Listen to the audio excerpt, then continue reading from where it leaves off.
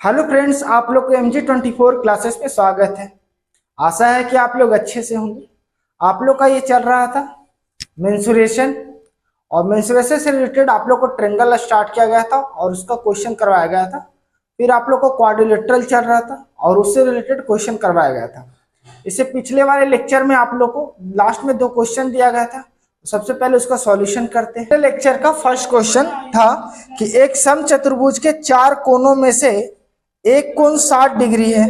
यदि समचतुर्भुज की प्रत्येक भुजा की लंबाई 8 सेंटीमीटर हो तो बड़े विकर्ण की लंबाई क्या होगी। तो देखिए, समचतुर्भुज क्या होता है, जिसके आमने सामने की मतलब सभी भुजा आपस में क्या होती है, बराबर होती है। सभी भुजा आपस में क्या होती है, बराबर होती है, पर डायगोनल आपस में क्या होता है, बराबर नहीं होता है। तो मान लीजिए कि ABCD मान लेते हैं, तो इसकी बोला जा रहा है कि भुजा कितना है, 8 दिया हुआ है, और एक जो आपके पास एंगल दिया हुआ है 60 डिग्री दिया हुआ है। तो बड़े विकर्ण की लंबाई निकालना है। कोई भी एक कोण दिया हुआ आपके पास 60 डिग्री, तो ये आपस में जब विकर्ण आपस में जब बाइसेक्ट करता है, एक दूसरे को काटता है, जब ये बाइसेक्ट करता है आपस में, तो ये विकर्ण जो है बराबर भाग में बढ़ जाता है। जैसे अगर हम यहाँ पर BD का जो बात है, यानी विकर्ण BD का बात है, वो आपस में बराबर भाग में बढ़ जाता है। यानी अगर O पे इंटरसेक्ट कर रहा तो हम कह सकते हैं कि DO बराबर OB और AO बराबर OC। ये आपस में विकर्ण बराबर भाग में बढ़ जाता है। और ये जो आपके पास ये जो बाइसेक्ट करता है, तो ये 90 डिग्री मिलता है। कितना मिलता है आपस में, 90 डिग्री का कोण मिलता है। ठीक है, ये सभी आपस में कितना मिलता है, 90 डिग्री का। तो हम चले एक को उठाते हैं। यहाँ पर ये जो आपके पास दिख रहा है OCD, हम बोले कि आपस में कितने डिग्री का मिलता है, ये 90 डिग्री का मिलता है। और एक एंगल आपको दिया हुआ 60 डिग्री क्वेश्चन में, और भुजा दिया हुआ 8।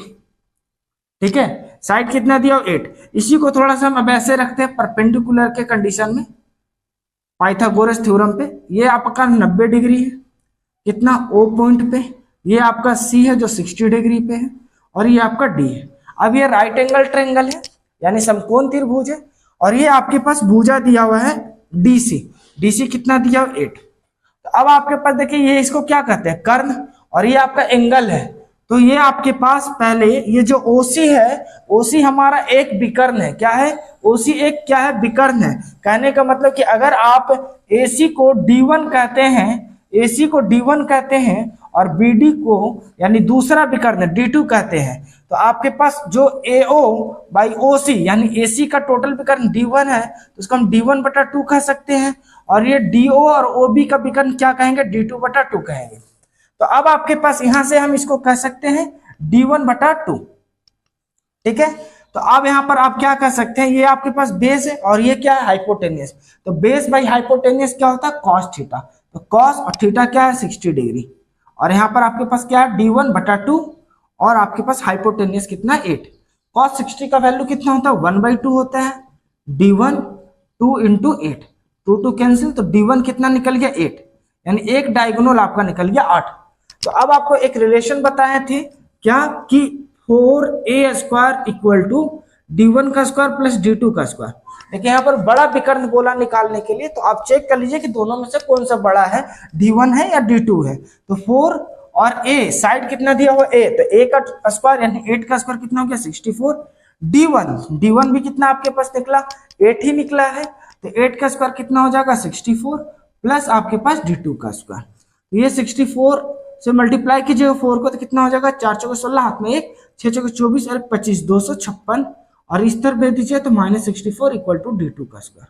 इसको आप घटाइएगा तो कितना बचेगा, तो 2, एक कैरी लीजिएगा तो यहाँ पर बचेगा 9 और 1, 192 D2 का स्क्वायर। तो जब स्क्वायर हटाइएगा तो यहाँ पर क्या चढ़ेगा, √192।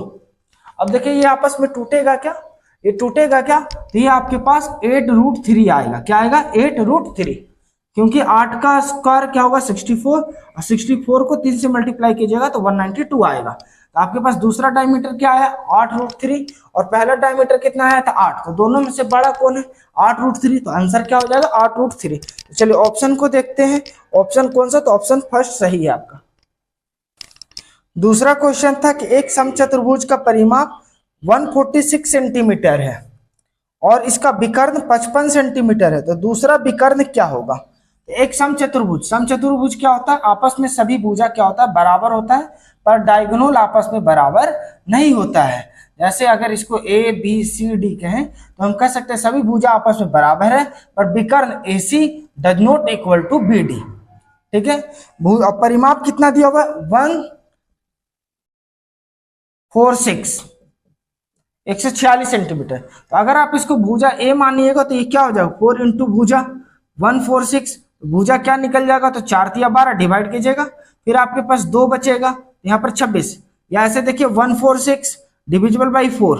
अब ये पूरा कटेगा क्या, नहीं कटता, तो 2 से काटे 2 बार में, ये 7 और 3 73/2। तो साइड आपका निकल गया कितना है भुजा, 73/2।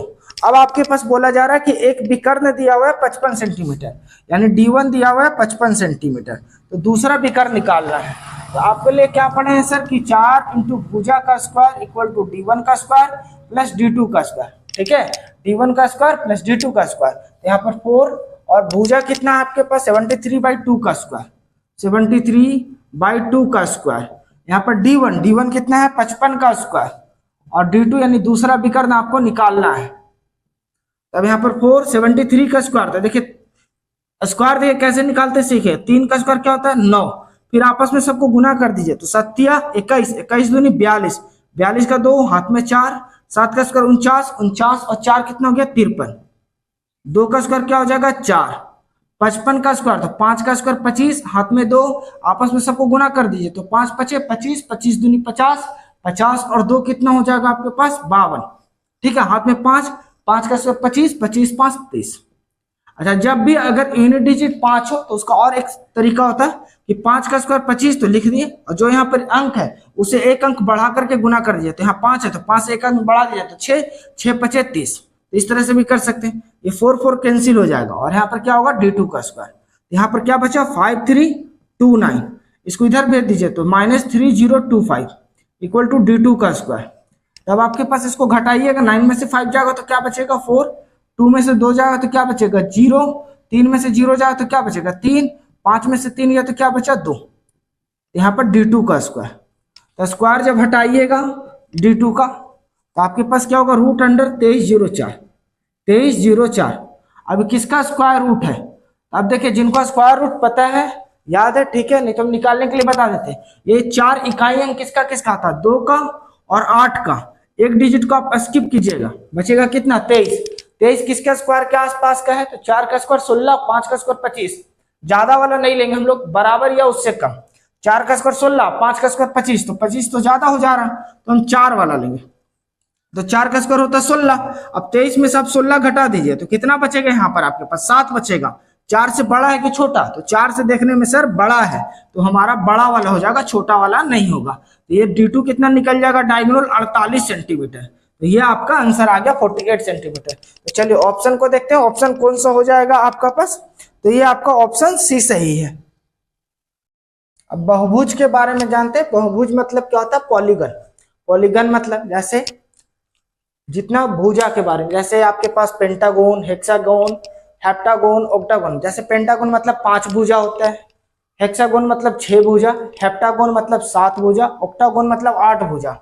ठीक है, जैसे पंचभुज, पेंटागोन को पंचभुज कहते हैं, हेक्सागोन को 6 भुजा, ठीक है, यानी षटभुज कहते हैं, हेप्टागोन को सप्तभुजा कहते हैं। उस तरह वाले क्वेश्चन में कैसे, अब जैसे बोला जाए कि n भुजा वाले अंतःकोणों का योग, यानी n भुजा वाले बहुभुज के अंतःकोणों का योग, तो उसके लिए क्या होगा 2n-4 गुना 90।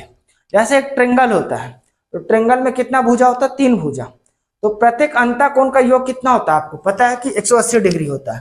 क्या होता है, अगर प्रत्येक कोण मतलब ये सभी को योग कर दे, अंतःकोण का योग, ये कोण मिलाकर के कितना डिग्री का बनाता है 180 डिग्री। तो अगर मान लीजिए चतुर्भुज है तो कितना होता है 360 डिग्री। अगर 4 भुजा से ज्यादा है तो आपको नहीं पता, ट्रेंगल है तो आपको पता है कि 180 डिग्री है, क्वाड्रिलेटरल है तो पता है कि आपके पास सभी कोण का योग 360 डिग्री होता है। पर अगर आपके पास 4 से अधिक भुजा है, जैसे पेंटागोन हो गया, हेक्सागोन हो गया मतलब पंचभुजा, ठीक है, षटभुजा, सप्तभुज, अष्टभुज, ठीक है, तो उस तरह का कंडीशन में आपके पास प्रत्येक अंतःकोण का योग या प्रत्येक अंतःकोण या अंतःकोण का योग कैसे निकालेंगे, तो वही है n भुजा वाले अंतःकोणों का योग 2n-4 गुना 90। जैसे अगर 4 भुजा रहता है या 3 भुजा है तो इसी पे 3 रिप्लेस कीजिए, तो 3 दूनी क्या हो जाएगा, n का मतलब भुजा, n के जगह पे 3 रखिए तो 3 दूनी 6, 6 में से 4 जाए तो क्या बचेगा 2, 90 गुना 2 तो यानी 180 डिग्री, यानी सभी कोण का योग बता रहा है ये। अगर जिसमें 4 भुजा क्वाड्रिलेटरल में तो n के जगह पे 4 रखिए तो 4 दूनी क्या हो जाएगा 8, 8 में से 4 जाए तो क्या बचेगा 4, 90 गुना 4 तो 360। अगर 5 भुजा है तो यहाँ पे n के जगह पे 5 रखिए तो 5 दूनी 10, 10 में से 4 जाए तो क्या बचेगा 6, और 6 गुना 90 कीजिएगा तो कितना हो जाएगा 540 डिग्री। तो यानी पूरा अंतःकोण का योग निकालने के लिए क्या होता है 2n-4 गुना 90, 2n-4 गुना 90, ठीक है।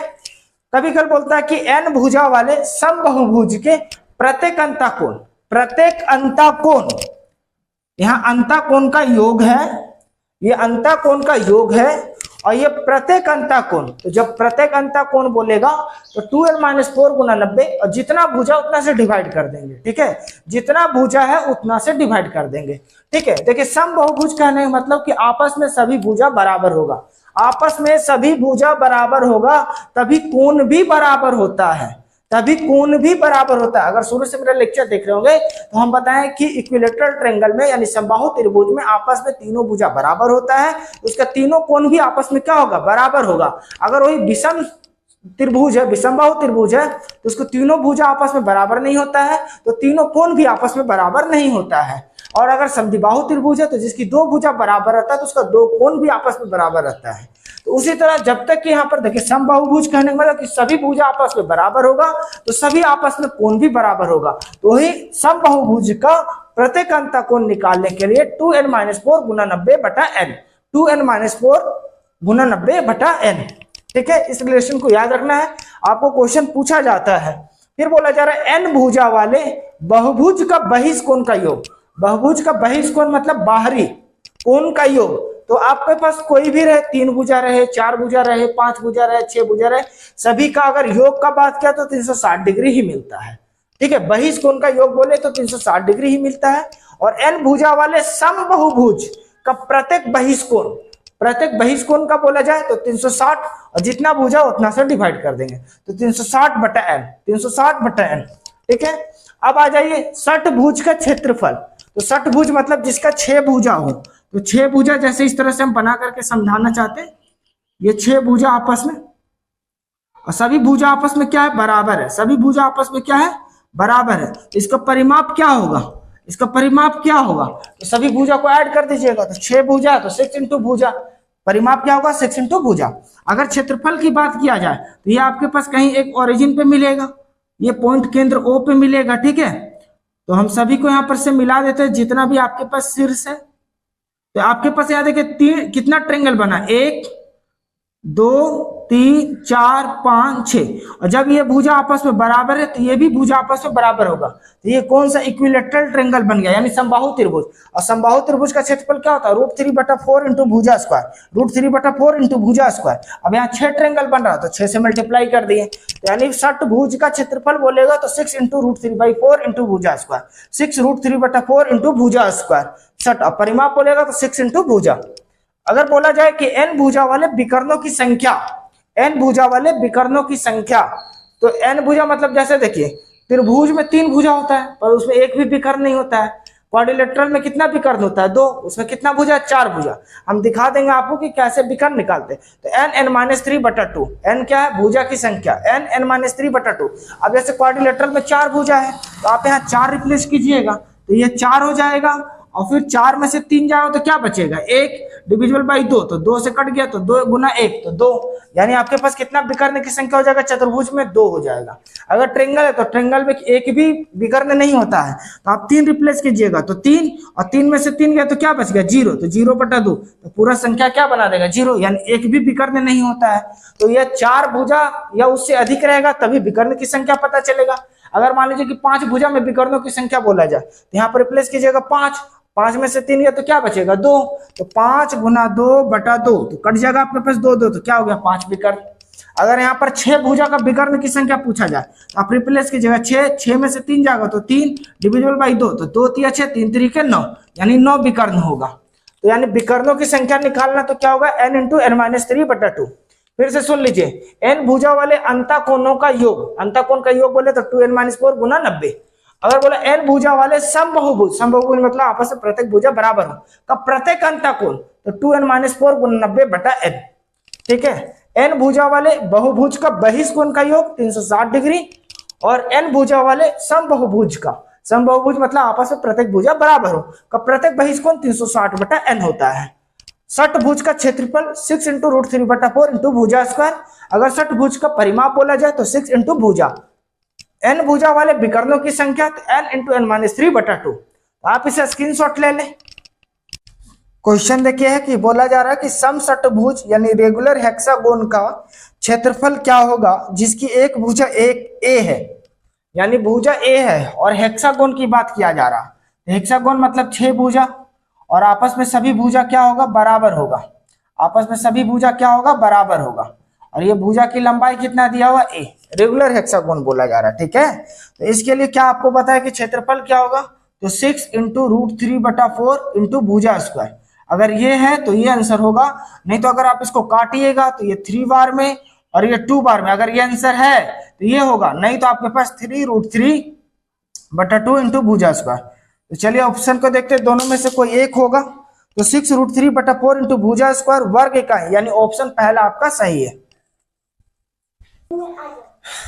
नेक्स्ट क्वेश्चन बोला जा रहा है कि एक समषटभुज और एक समबाहु त्रिभुज जिनके परिमाप एक समान हो, परिमाप एक समान दिया जा रहा है, तो के क्षेत्रफल का अनुपात कितना होगा।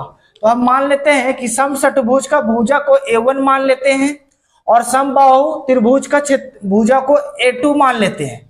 ये आपके पास ये समषटभुज का, समषटभुज भुज की भुजा को हम a1 मानते हैं और समबाहु त्रिभुज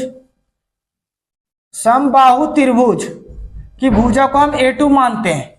अब आपके पास देखिए दोनों का परिमाप समान दिया हुआ है, तो इसके लिए परिमाप क्या हो जाएगा, 6 इंटू भुजा, तो 6 इंटू a1, और इसके लिए परिमाप क्या होगा, 3 इंटू भुजा यानी 3a2 होगा।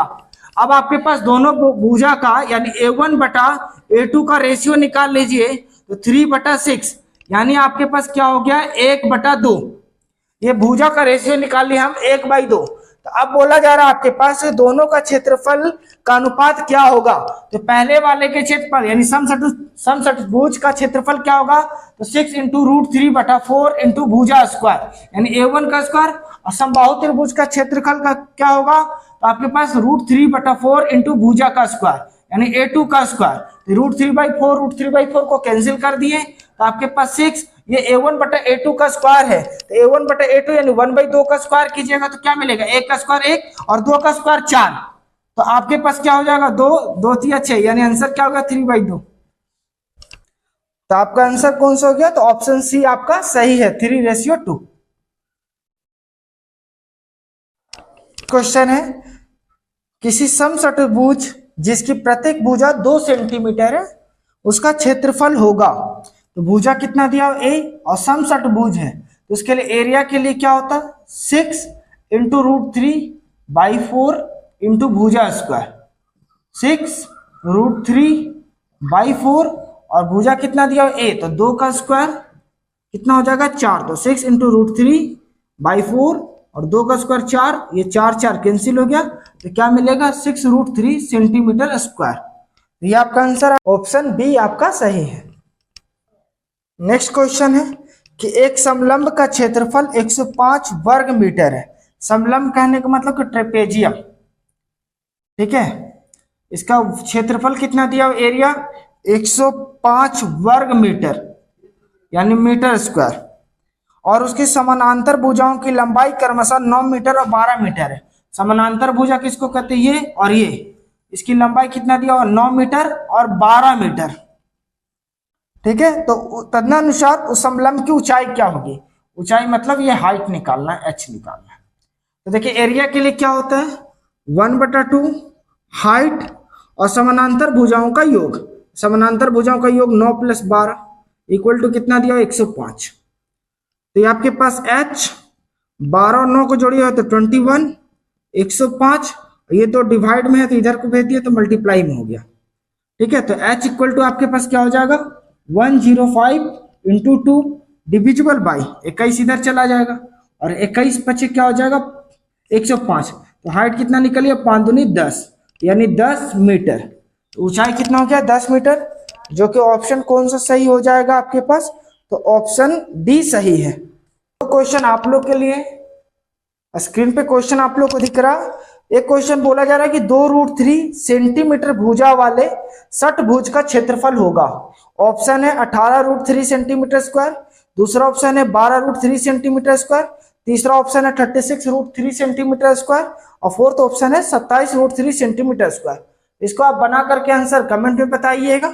और नेक्स्ट क्वेश्चन है, बोला जा रहा है कि एक समलंब की दो समानांतर भुजाओं की लंबाई 6 सेंटीमीटर और 8 सेंटीमीटर है। यदि समलंब की ऊंचाई 4 सेंटीमीटर है तो उसका क्षेत्रफल कितना होगा। ठीक है, ऑप्शन इसका है क्या है, पहला ऑप्शन 28 सेंटीमीटर, दूसरा ऑप्शन भी है आपके पास 28 वर्ग सेंटीमीटर स्क्वायर। एक 28 सेंटीमीटर दिया हुआ है, दूसरा 28 वर्ग सेंटीमीटर दिया हुआ है, तीसरा ऑप्शन है 30 वर्ग सेंटीमीटर और चौथा ऑप्शन दिया हुआ है 30 सेंटीमीटर। तो देखिए ऑप्शन से तो दो ऐसे छटा गया जो सेंटीमीटर में है, क्योंकि एरिया कभी भी सेंटीमीटर में नहीं आता है, वर्ग सेंटीमीटर में आता है या वर्ग मीटर स्क्वायर में आता है। तो ये आप दोनों को क्वेश्चन बना करके आंसर कमेंट में बताइएगा। और आपको वीडियो कैसा लगा कमेंट में ये भी बताना है। अगर वीडियो पसंद आया तो आप वीडियो को लाइक करें और अभी तक चैनल को सब्सक्राइब नहीं किया है तो कर लें, साथ ही साथ बेल आइकन को भी दबा लें कि हमारा जो भी वीडियो अपलोड हो आप तक नोटिफिकेशन मिल सके, और अपने दोस्तों में इसे ज्यादा से ज्यादा शेयर करें। तो ये आप लोग का क्वाड्रिलेटरल का जितना भी टाइपिकल क्वेश्चन है वो कोशिश की है करवाने का। देखते हैं अगर और भी बचा हुआ रहेगा तो नेक्स्ट लेक्चर में करवाएंगे, और बाकी सर्किल पढ़ाएंगे, ठीक है, यानी ब्रीथ, फिर उससे रिलेटेड क्वेश्चन करवाएंगे। यानी 2D आप लोग को खत्म करने के बाद फिर उसके बाद 3D स्टार्ट करेंगे, और 3D जो मतलब पढ़ाएंगे एक टॉपिक, उसके रिलेटेड क्वेश्चन करवाएंगे। तो ठीक है, अंत तक वीडियो बने रहने के लिए धन्यवाद।